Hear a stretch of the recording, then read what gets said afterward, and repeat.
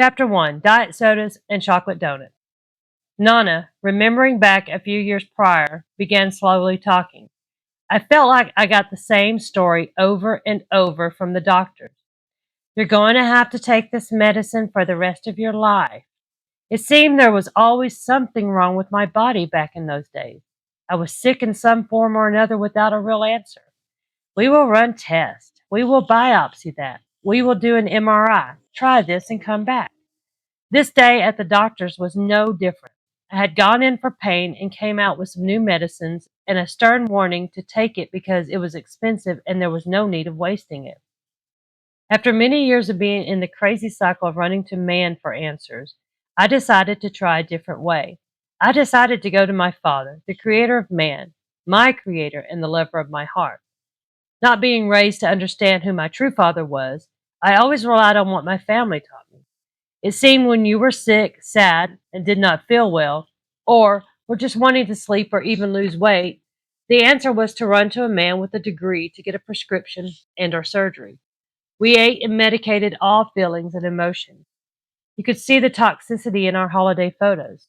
The grown-ups all smoked cigarettes and drank beer and whiskey. The whole room would be filled with smoke like a bar scene. I knew nothing different from how I grew up, and we were oozing with demons, aka fleshly addictions. I only knew the running to the doctor method when it came to taking care of my health needs. With religion, I could count on my fingers how many times I heard my parents say that they had prayed for someone. I, like many, thought it was an emergency call, not a daily chat. Delving into God was going to be something new, not only to me, but even to my family. I had one sister, Tabitha, who went to church with her friends, but only because she was crushing on their brother. And on top of that, it was a Jehovah's Witness church. Her belief was never rooted in Jesus, only Abe, her boyfriend at the time.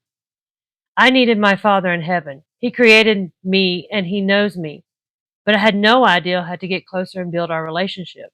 The only thing I knew was to fast. And I'd heard stories about Jesus fasting and that He is our Savior. If my life is supposed to look more like His than those around me, then I was going to have to fast. I had tried a 3-day fast in the past. I felt this was sacrifice enough at the time. I did not know what I was doing or why I was doing it. I just knew I wanted to prove that I could survive. This was only a peek at what was about to come. As I left the doctor's office that day, I knew I was through with the lies. I was done with the visits, the probing, and the hypocrisies that modern medicine had become. I was tired of being the guinea pig to big pharma drug trials. I had decided to leave all that behind and pursue who I heard could heal and give peace and joy. I was going on a journey, one that would lead me to help other women become modern day disciples. I knew little about the journey I was about to embark upon. The only thing I knew about God was through religion. I was not keen on religion, but I wanted to know God. As I sat that night in front of my computer, I had a thought put in my heart that started me on the path to the truth, the way, and the life. A few years before this last doctor's visit, I went through a phase I refer to as my Aussie phase. I was not making light of anyone else's affliction, however, I found myself identifying with them. Identity in man's disorder was a mistake, I soon realized. This phase had me stuttering with simple words. I was shuffling my feet as well as running into everything. I started having cluster headaches at this time. It was causing tinnitus, and certain sounds would cause my eardrums to flutter. I was swollen, miserable, and gaining weight at the speed of light. I had tossed all real clothes and settled into stretch pants and t-shirts. Take note, ladies, this is not a flattering look, and something Esther in the Bible would have not donned. Please toss all these to the curb now. This was the first time I had experienced shingles. It was misdiagnosed at first. The emergency room doctor diagnosed it as infected spider bites. This was unfortunate because it was very painful. So after several days of pain, I saw another doctor who diagnosed it as shingles. I was barely 40 and having outbreaks that were normal for the elderly. This outbreak was one of many over the next 10 years as I battled to take control of my body and get delivered from demons that I had come into agreement with. With everything else going on in my body, this news was very disheartening. I felt as if my health was done, that I was not going to be able to be healthy ever again. I had so many crazy things happening in my body. My hormones were a mess. I looked like I was due with a baby at any moment. I had this look like I was dead on the inside, and it was starting to manifest on the outside. I had no true skin tone. I looked gray. I had my hair cut short because it was easier to maintain, but it was not very pretty when I grew it out. I was self conscious about my appearance.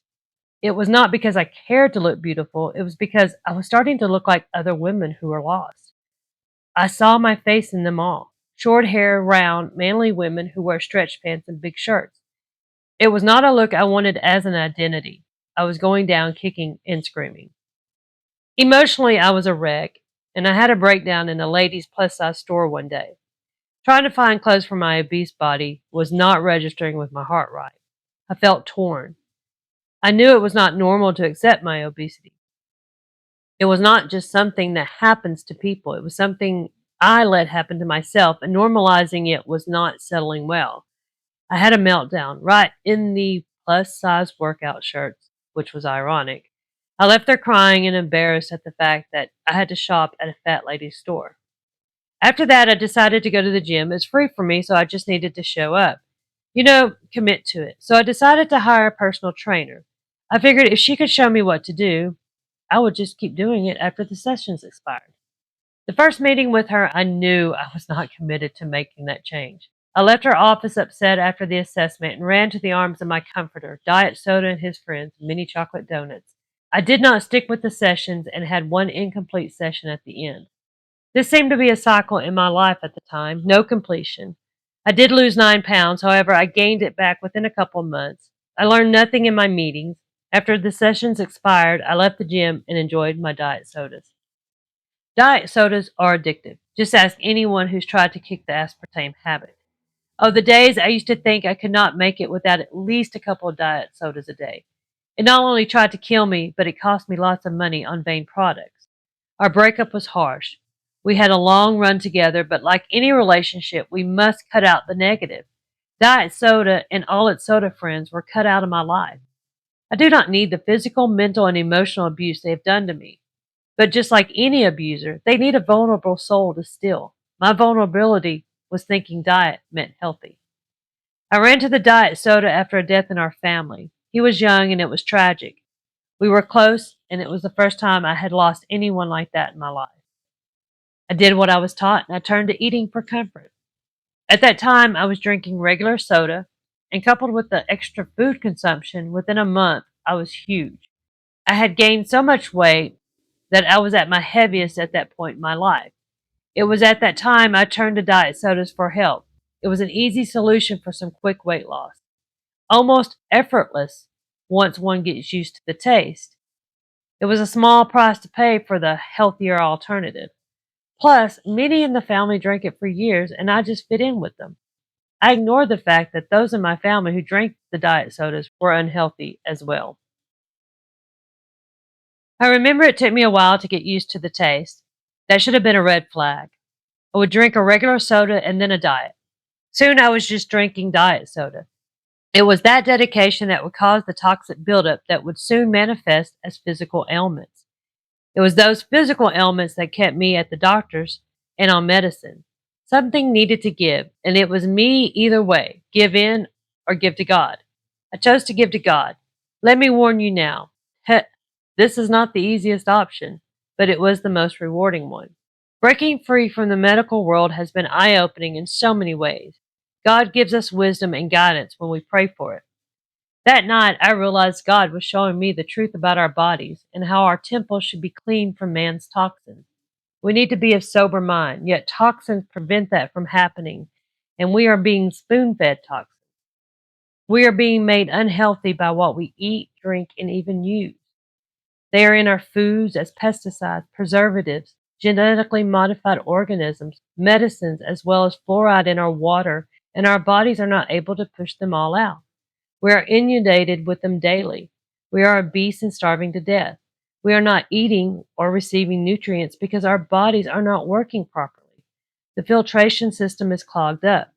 If you add a little bit of water each time you fill your car up, soon it starts to cause issues. Your car won't drive as fast with a gallon of gas as before the buildup. The body is the same. The toxins build up, and this buildup is causing issues in the tissues. Soon you notice the buildup of rashes, inflammation, pain, and many other ailments. My system was jacked up. I experienced hormonal issues. I was done with being asked, when are you due? When a woman's hormones are out of whack, for lack of a better term, she will experience a pregnant belly look. When a man's hormones are out of whack, they will grow boobs and be effeminate. This is due to low testosterone and high estrogen. So what foods and or products were causing my hormonal issues? My first assignment that dropped into my heart was to find the hormone disruptors and eliminate them all from my diet and lifestyles, which are products like processed foods, lotions, shampoos, and deodorant.